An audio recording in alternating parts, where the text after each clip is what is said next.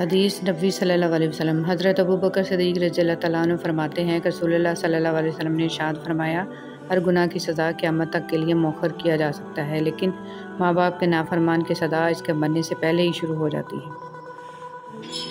हज़रत अबू हुरैरा रज़ियल्लाहु तआला अन्हु से रवायत है कि रसूल सल्लल्लाहु अलैहि वसल्लम ने इरशाद फरमाया, जब रात का तिहाई हिस्सा बाकी रह जाता है तो हमारे रब आसमान और दुनिया की तरफ नज़ूल फरमाते हैं और इरशाद फरमाते हैं कि कौन है जो मुझसे दुआ करे मैं इसकी दुआ कबूल करूं, कौन है जो मुझसे मांगे मैं इसको अता करूं, कौन है जो मुझसे मग़फ़िरत तलब करे मैं इसकी मग़फ़िरत करूं। ज़िंदगी में लोगों का आना भी एक मकसद होता है। कुछ आपको आजमाएंगे, कुछ आपको सिखाएंगे, कुछ आपका इस्तेमाल भी करेंगे और कुछ आपको जीने का सही मतलब भी बताएंगे। अच्छे इंसान की तारीफ़ के लिए इतना ही काफ़ी है कि वो किसी को तकलीफ़ नहीं देता। दौलत और ओहदे इंसान को आर्जी तौर पर बड़ा करते हैं, लेकिन इंसानियत और अच्छा अखलाक इंसान को बहुत बुलंद दर्जे पर रखता है। कुछ चीज़ें अपनी हया की वजह से अनमोल होती हैं, ख़ास होती हैं, कीमती होती हैं, नायाब होती हैं। जैसे जन्नत में छुपी हूरों की हया, सीप में छुपे गोहर की हया, कोयले की कान में छुपे हीरे की हया, आँखों में छुपे आंसू की हया और पर्दे में लिपटी औरत की हया। अल्लाह ताला को बहुत पसंद है वो दिल जिसमें मखलूक का दर्द हो, वो जगह जहाँ अल्लाह ताला का ज़िक्र हो, वो आँखें जिनमें हया हो, वो आंसू जो खौफ खुदा से गिरे और वो खिदमत जो बग़ैर किसी मतलब के हो। या अल्लाह हम सब को ये सिफ़ात अता फ़रमा, हम सब को अपनी नाराज़गी और ज़मीनी और आसमानी अज़ाब से महफूज फ़रमा, आमीन। कोई ग़ुरूब हमेशा के लिए नहीं होता और कोई तुलू भी हमेशा के लिए नहीं होता। बेहतरीन है वो लोग जो ज़िंदगी के अरूज और ज़वाल में अपने रब की रज़ा पर शुक्रगुज़ार रहते हैं।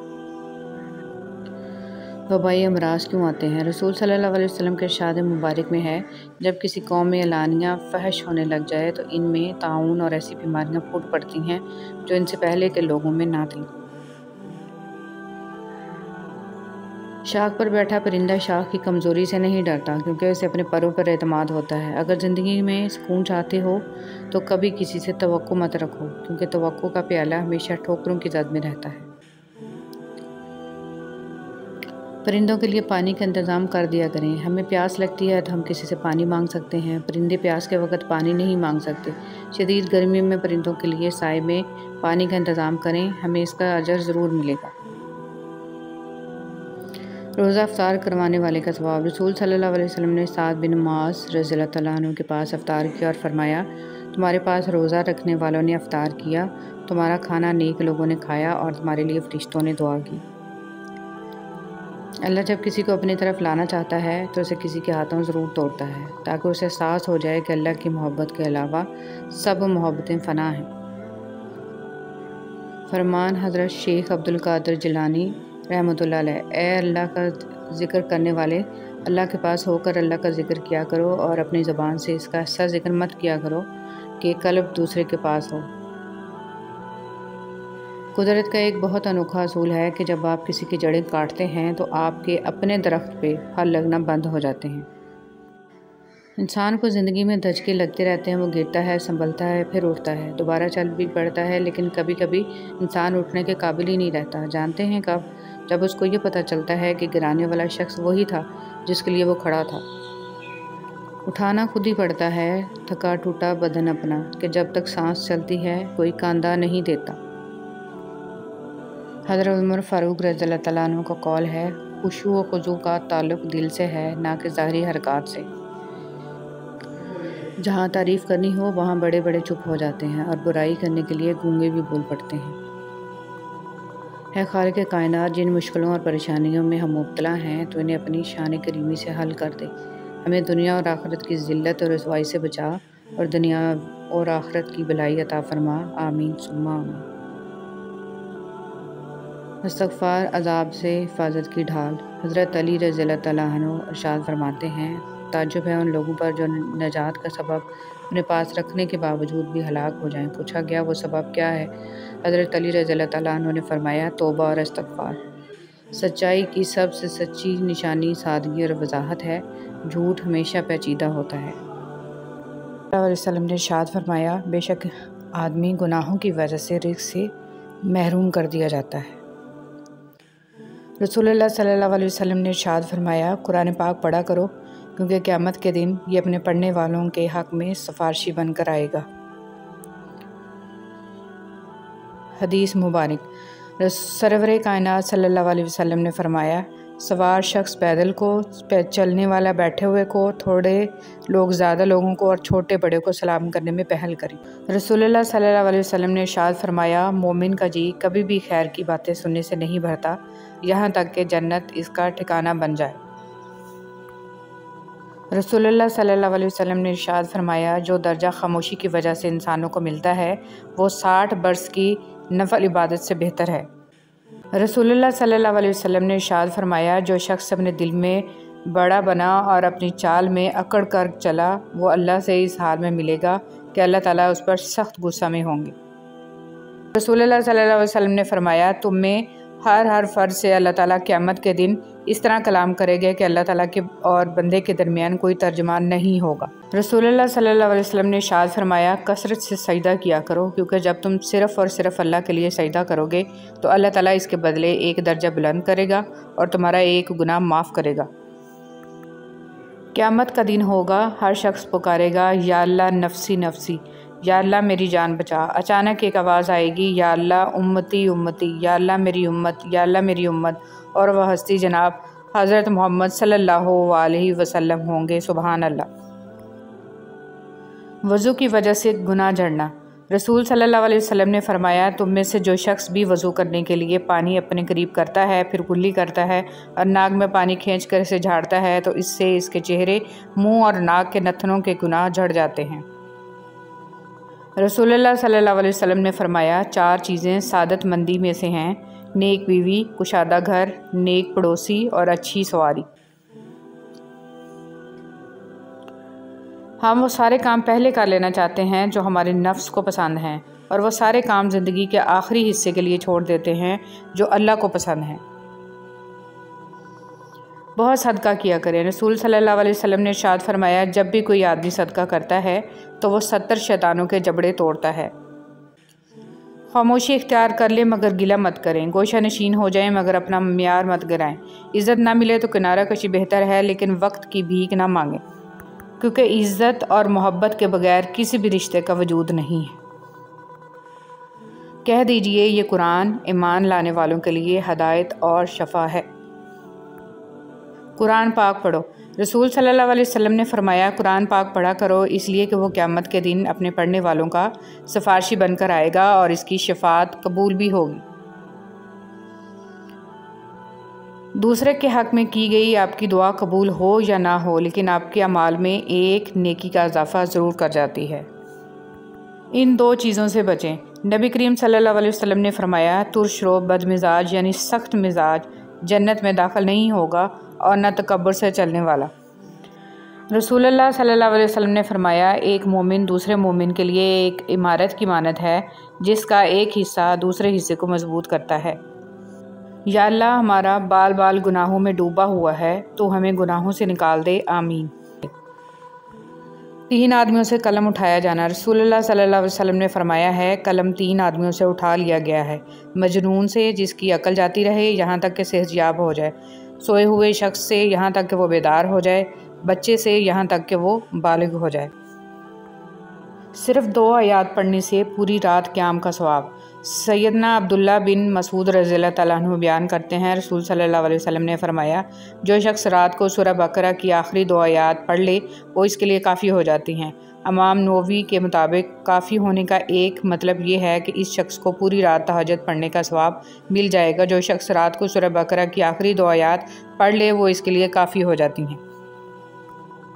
बिस्मिल्लाहिर्रहमानिर्रहीम। इंसान नौकरी हासिल करने या कोई कारोबार सेट करने के लिए इतनी मेहनत करता है, तो फिर क्यों ना थोड़ी बहुत और मेहनत करके यानी दीन की तरफ आकर अपनी आखिरत संवारने की कोशिश करे कि जहाँ पर इसे हमेशा का ऐश मिल जाए। जहन्नुम की गहराई कितनी है। नबी करीम सल्लल्लाहु अलैहि वसल्लम ने फरमाया, अगर एक बड़ा भारी पत्थर जहन्नुम के किनारे डाला जाए तो वो 70 बरस तक इसमें गिरता जाएगा, फिर भी इसकी तह तक नहीं पहुँचेगा। अतबा कहते हैं, उमर रज़ियल्लाहु तआला अन्हु कहा करते थे, जहन्नुम को कसरत से याद करो, इसलिए कि इसकी गर्मी बहुत सख्त है।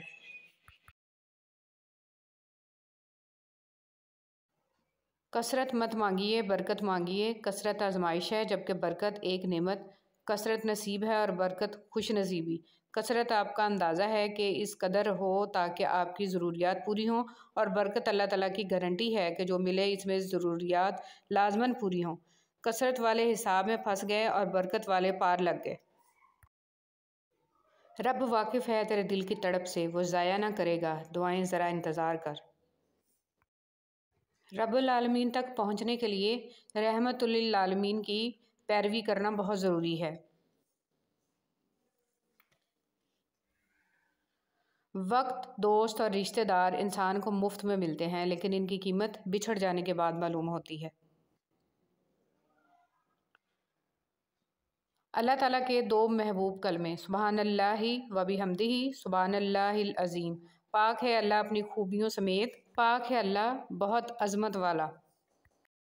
रसूलुल्लाह सल्लल्लाहु अलैहि वसल्लम ने फरमाया कि अल्लाह ताला फरमाता है, ए आदम के बेटे, जब तक तू मुझसे दुआएं करता रहेगा और मुझसे अपनी उम्मीदें और तवक्कुआत वाबस्ता रखेगा, मैं तुझे बख्शता रहूँगा, ख्वाह तेरे गुनाह किसी भी दर्जे पर पहुँचे हुए हों। मुझे किसी बात की परवाह नहीं। ए इब्ने आदम के बेटे, अगर तेरा गुनाह आसमान को छूने लगे और फिर भी तू मुझसे मग़फ़िरत तलब करे तो मैं तुझे बख्श दूँगा, और मुझे कोई परवाह नहीं है। ए आदम के बेटे, अगर तू ज़मीन बराबर भी गुनाह कर बैठे और फिर मुझसे मग़फ़िरत तलब करने के लिए मिले, लेकिन मेरे साथ किसी तरह का शिरक ना किया हो, तो मैं तेरे पास इसके बराबर मग़फ़िरत लेकर आऊँगा। जब इंसान छोटा होता है, मजबूर होता है, जवान होता है तो ताकत भी आती है, पैसा भी आता है, अपनी मर्ज़ी से घूम फिर भी सकता है, लेकिन एक वक्त आता है कि लकड़ी के सहारे चलने लगता है, व्हील चेयर पर आ जाता है, मौत का शिकार हो जाता है। ये इंसानी जिस्म पर हुकूमत किसकी चल रही है? बेशक वो अकेला अल्लाह है। जिसने इसकी बात मानी वो कामयाब हो गया। ज़रूरी नहीं कि कुछ बड़ा करें, ज़िंदगी में छोटी छोटी नेकियां करते जाएं। किसी का दुख सुन लें, किसी को दिलासा दे दें, किसी भूखे को खाना खिला दें, किसी को मुस्कुराहट अदा कर दें। ये छोटी छोटी खुशियां ही ज़िंदगी के समंदर में बड़ी बड़ी मस्बत लहरें पैदा करती हैं। रसूलुल्लाह सल्लल्लाहु अलैहि वसल्लम ने फरमाया, जिस शख्स के दिल में राई के दाने के बराबर भी तकब्बर होगा वो जन्नत में नहीं जाएगा। उस पर एक शख्स ने सवाल किया कि अल्लाह के रसूल सल्लल्लाहु अलैहि वसल्लम, हर शख्स चाहता है कि उसका लिबास और जूते वगैरह अच्छे हों, तो क्या वो भी जन्नत में ना जा सकेगा? उस पर रसूल सल्लल्लाहु अलैहि वसल्लम ने फरमाया, यकीनन अल्लाह खूबसूरत है और खूबसूरती को पसंद फरमाता है। तकब्बुर का मतलब ये है कि बंदा हक़ को ठुकरा दे और लोगों को हकीर समझे। इरशाद बारी ताला है, और जान लो कि तुम्हारे माल और तुम्हारी औलाद एक आजमाइश के सिवा कुछ नहीं है, और ये यकीनन अल्लाह इसी के पास बहुत बड़ा अजर है। ज़िक्र इलाही के इनामात। रसूल सल्लल्लाहु अलैहि वसल्लम ने फरमाया, जो लोग अल्लाह को याद करते हैं, नूरानी फ़रिश्ते इनके गिर्द जमा हो जाते हैं, अल्लाह की रहमत इन पर छा जाती है, सुकून और इत्मीनान इन पर नाज़िल होने लगता है, और अल्लाह ताला इन लोगों का ज़िक्र फ़रिश्तों में फरमाने लगता है। रब्बुल इज़्ज़त का दरवाज़ा कभी बंद नहीं होता, लेने वाले ही दरवाज़ा खटखटाना भूल जाते हैं। इस कायनात में सिर्फ़ अल्लाह की रहमत की दुकान ऐसी है जहाँ ख़रीदारी के लिए अगर जेब में कोई नेकी नहीं तो आप हाथों पे चंद सिक्के आंसू रख के जो चाहे ख़रीद लें। बेशक अल्लाह बड़ा मेहरबान और नहायत रहम वाला है। ए खालिक़े कायनात, जिन मुश्किलों और परेशानियों में हम मुब्तला हैं तो उन्हें अपनी शान करीमी से हल कर दे। हमें दुनिया और आखिरत की ज़िल्लत और रसवाई से बचा और दुनिया और आखिरत की भलाई अता फ़रमा। आमीन सुम्मा आमीन। हज़ूर सल्लल्लाहु अलैहि वसल्लम ने फ़रमाया, तुम सबको कुरान पढ़ना चाहिए, क्योंकि कुरान का पढ़ना गुनाहों का कफ़ारा और जहन्नम के ख़िलाफ़ ढाल होता है और अज़ाब से अमान दिलाता है। हज़रत आयशा रज़ियल्लाहु तआला अन्हा ने नबी करीम सल्लल्लाहु अलैहि वसल्लम से कहा, या रसूलुल्लाह सल्लल्लाहु अलैहि वसल्लम, हज़रत यूसुफ़ अलैहिस्सलाम को अल्लाह ने इतना प्यारा बनाया और आपको। तब हुज़ूर सल्लल्लाहु अलैहि वसल्लम मुस्कुरा पड़े और अचानक से ऐसा नूर टपका, हज़रत आयशा बेहोश हो गई। हुज़ूर सल्लल्लाहु अलैहि वसल्लम ने आँखों पे हाथ फेरते हुए कहा, आयशा, ये तो एक झलक थी, अल्लाह ने मुझे 70 पर्दों में छुपा रखा है। आयतुल कुर्सी। आयतुल कुर्सी को सैयदुल कुरान कहा जाता है। आयतुल कुर्सी कुरान का बुलंद तरीन नुक्ता है। रसूल सल्लल्लाहु अलैहि वसल्लम खुदा आयतुल कुर्सी की तिलावत के वक्त मुस्कुराते रहते थे। आयतुल कुर्सी यरकान की बीमारी का इलाज है। जिस घर में इसे पढ़ा जाएगा, शैतान 3 रोज़ तक उसके घर के करीब भी नहीं आएगा। जो वज़ू के बाद इसे पढ़ेगा, इसे 40 साल की इबादत का सवाब दिया जाएगा। इसकी 70 बार तिलावत मालज की दुआ की मोहताजी ख़त्म कर देती है। घर से बाहर निकलते वक्त आयतुल कुर्सी का पढ़ना मकासद में कामयाब करवा देता है।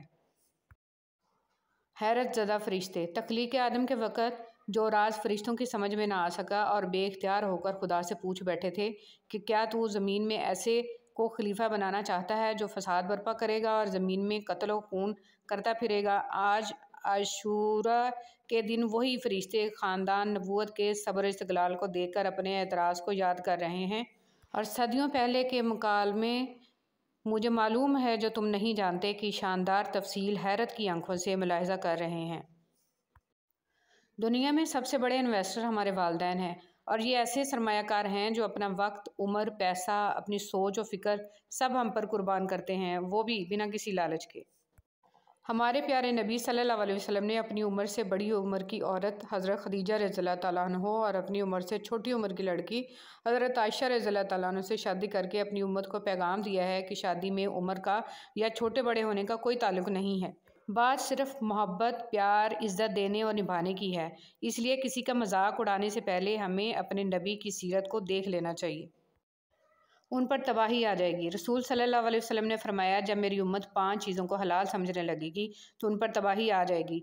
जब लान तान, लोगों को गालियाँ देना, बुरा भला कहना आम हो जाएगा। लोग शराब पियेंगे, मर्द रेशमी लिबास पहनेंगे। जब गाने बजाने के आलात और गाने वालियाँ आम हो जाएंगी, मर्द मर्द से और औरत औरत से अपने जिनसी ख्वाहिशात की तकमील करने लगेंगे, यानी हम जिन्स परस्त। नबी करीम सल्लल्लाहु अलैहि वसल्लम ने फरमाया कि एक शख्स का इंतकाल हुआ, कब्र में इससे सवाल हुआ, हमारे पास कोई नेकी है? इसने कहा, मैं लोगों से ख़रीदो फ़रोख्त करता था और जब किसी पर मेरा कर्ज़ होता था तो मैं मालदारों को मोहलत दिया करता था और तंग दस्तों के कर्ज़ को माफ़ कर दिया करता था, इस पर इसकी बख्शिश होगी। रसूल सल्लल्लाहु अलैहि वसल्लम ने इरशाद फरमाया, जब हाफ़िज़ कुरान मर जाता है, अल्लाह ताला ज़मीन को हुक्म देता है कि इसके गोश्त और पोस्त ना खाना। ज़मीन अर्ज़ करती है, मेरे माबूद, मैं इसका गोश्त कैसे खा सकती हूँ जबकि इसके शिक्म में तेरा कलाम मौजूद है। समरकंद में 400 उलमा और सुलहा की कब्रों पर मुश्तमिल एक कब्रिस्तान था। ईमान अफरोज़ बात यह है कि वहाँ दफन तमाम अफराद का नाम मोहम्मद था, बल्कि इनके वालिद साहिबान का नाम भी मोहम्मद था। इस कब्रिस्तान को तुरबतुल मोहम्मदैन यानी मोहम्मद नामी अफराद का कब्रिस्तान कहा जाता था। हमारे नफ्सियात की रूह से देखा जाए तो अगर कोई शख्स हमसे बिछड़ जाता है तो उसे बुलाने में हमारा दिमाग 21 दिन लेता है, मगर नफ्सियात का ये असूल सिर्फ़ और सिर्फ दिमाग के लिए ही है, जबकि दिल का कोई असूल नहीं होता। बात जब दिल के मामले में आन टिके तो तब 21 साल भी कम पड़ जाते हैं।